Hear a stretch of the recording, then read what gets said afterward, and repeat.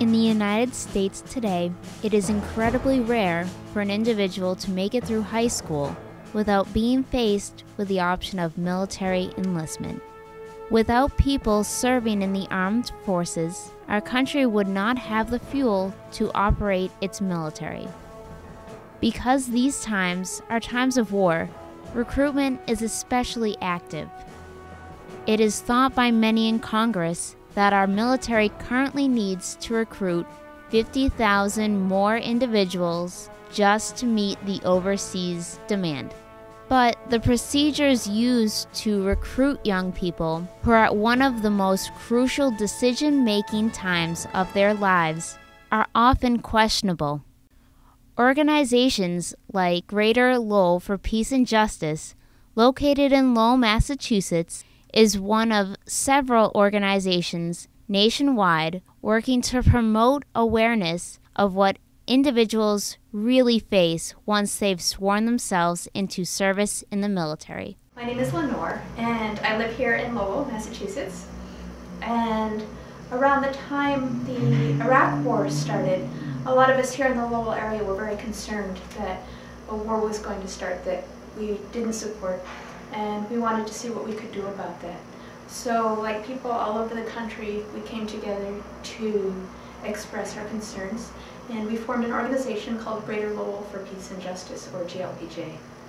The primary purpose of GLPJ is to redirect the rich resources we have in this country and in Massachusetts away from wars and violence and weapons, and to meeting human needs like education, public higher education, UMass, healthcare, and other things that can help to make the world a better place, basically.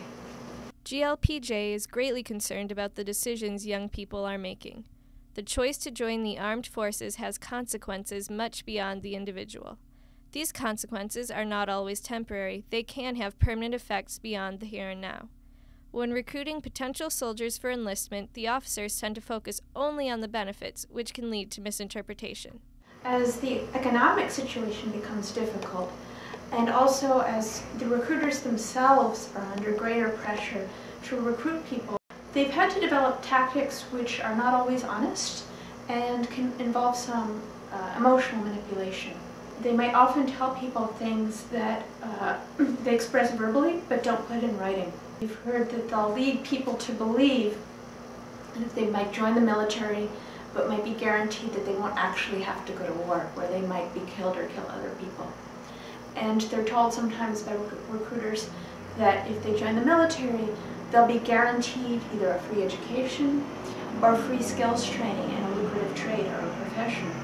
And then they get to the military and they find out that actually their options are quite limited, that the things that they can learn might not be that useful in the world outside the military. Many veterans and their families are now speaking out against these deceptive tactics. I graduated high school back in 1997 and joined the Marine Corps in 99. You know, in between, bounced around from job to job, trying to just get a few bucks in my pocket. Didn't go to college for a couple reasons. I couldn't afford to. And also, you know, after sitting through 12 years of school, I wasn't really ready or prepared to go to college. I wanted to go out and do something first. So I was trying to figure out what I was going to do.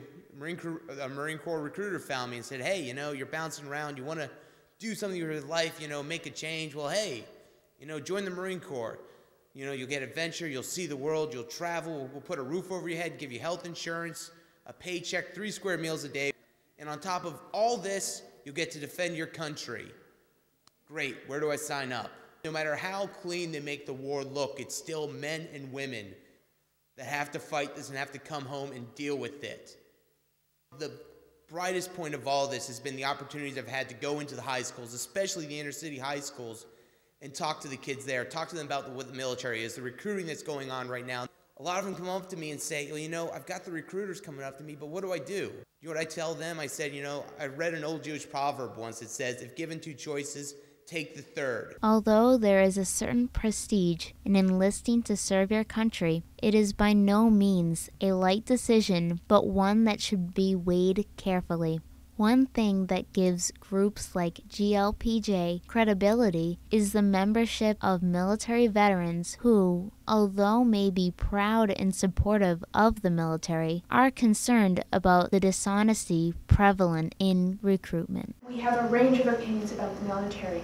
We have members who believe that no one should ever join the military under any circumstances. We also have veterans in the group and supporters of the military who strongly encourage people to join the military if they believe that they are making a really informed decision and that this is the best for them. GLPJ is a diverse group of individuals working together in the community to enlighten people on the hard facts of military involvement. Some of the things they do include holding forums at schools, hosting events, and spreading their message by way of posters and flyers. What we need most now is different ways of networking with and communicating with the young people in the high schools, the young people working, the people who are in this position to make this kind of decisions about their own lives.